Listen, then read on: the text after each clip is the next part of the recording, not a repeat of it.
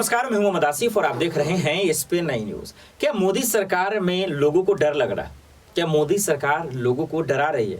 देश की जनता को डरा रही है? विपक्ष को डरा रही है?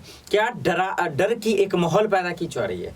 ये मैं नहीं कह रहा हूं, ये कांग्रेस के तेज तर्राक प्रवक्ता भी हैं, नेता भी हैं, सांसद भी हैं और युवा नेता भी हैं। इमरान प्रताप गड्डी ने दरअसल अधिवेशन में शामिल हुए, जो 3 दिन का सेशन चल रहा था और आखिरी दिन था।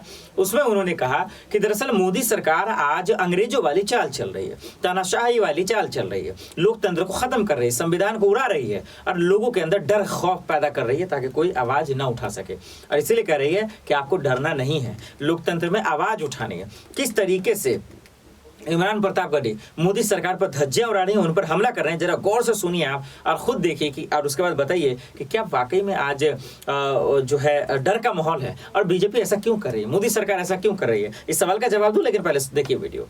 1885 से 2023 तक के इस सफर में भारतीय राष्ट्रीय कांग्रेस के 85वें अधिवेशन में रायपुर की सरजमीन पर देश के कोने कोने से आए हुए कांग्रेस के सिपाहियों का स्वागत करता हूं, खैर मकदम करता हूं। चिरागों के सफर में दबदबा हो आंधियों का, चिरागों के सफर में दबदबा हो आंधियों का, तो फिर अंजाम जुल्मत के सिवा कुछ भी नहीं होगा। ये दुनिया नफरतों के आखिरी स्टेज पर है, इलाज इसका मोहब्बत के सिवा कुछ भी नहीं होगा। मेरी आंखों के सामने बैठे हुए कांग्रेस की बुनियाद के पत्थर आप हैं तो हम हैं, आप हैं तो हमारा वजूद है। मैं आपसे बस इतना कहना चाहता हूं कि अधिवेशन एक ऐतिहासिक अधिवेशन है जो इस देश की राजनीति के लिए एक नई दिशा और दशा तय करेगा। 1923 में महज 35 साल में भारतीय राष्ट्रीय कांग्रेस के अध्यक्ष बनने वाले मौलाना अबुल कलाम आजाद साहब कभी कहा करते थे कि दुनिया में ठोकरें उन्हीं को लगती हैं जो चलते हैं, जो पांव तोड़कर बैठ जाते हैं उन्हें कभी ठोकर नहीं लगती है। वो कहा करते थे कि सितारे टूट गए हैं लेकिन सूरज तो चमक रहा है, उससे किरण मांग लो और उन अंधेरी राहों में बिछा दो जहां उजालों की सख्त जरूरत है।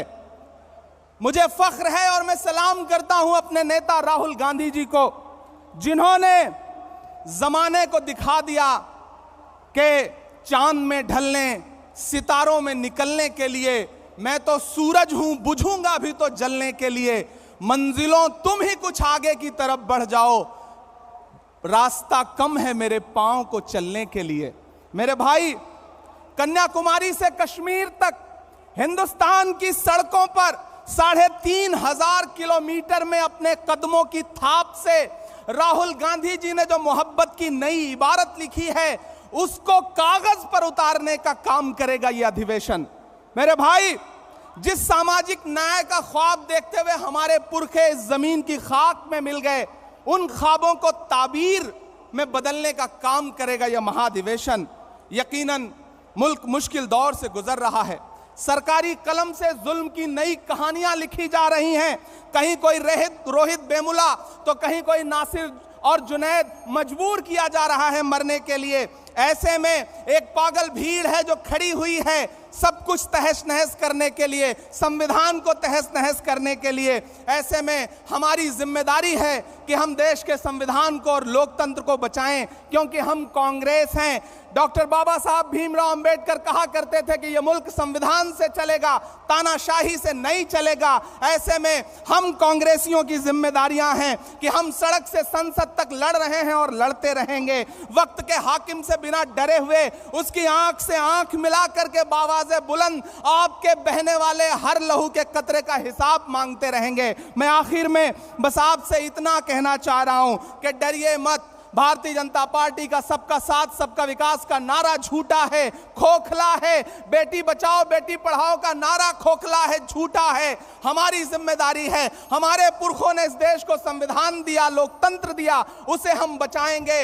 इन 1885 से 2023 के सफर में डरना नहीं है, आगे बढ़ना है, क्योंकि ये जमीन तब भी निगल लेने पर आमादा थी। पांव जब टूटती शाखों पे उतारे हमने। इन मकानों को खबर है न मकीनों को खबर, उन दिनों की जो खलाओं में गुजारे हमने। हाथ ढलते गए सांचे में तो थकते कैसे, वक्त के साथ नए नक्श निभाए हमने। कि ये आवाजें बुलंद और बुलंद, बामोदर और जरा और संवारे हमने। आज की रात बहुत गर्म हवा चलती है, आज की रात ना फुटपाथ पे नींद आएगी। सब उठें, मैं भी उठूं, तुम भी उठो, तुम भी उठो, कोई खिड़की इसी दीवार में खुल जाएगी। बहुत शुक्रिया, बहुत धन्यवाद।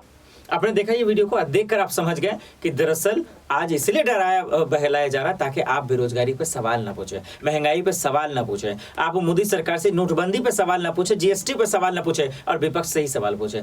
इमरान प्रतापगढ़ी के सवालों का जवाब क्या मोदी सरकार देगी, ये आने वाले वक्त में पता चलेगा। आज के लिए इतना ही, मुझे दीजिए इजाजत और आप देखते रहे SPN न्यूज़। नमस्कार।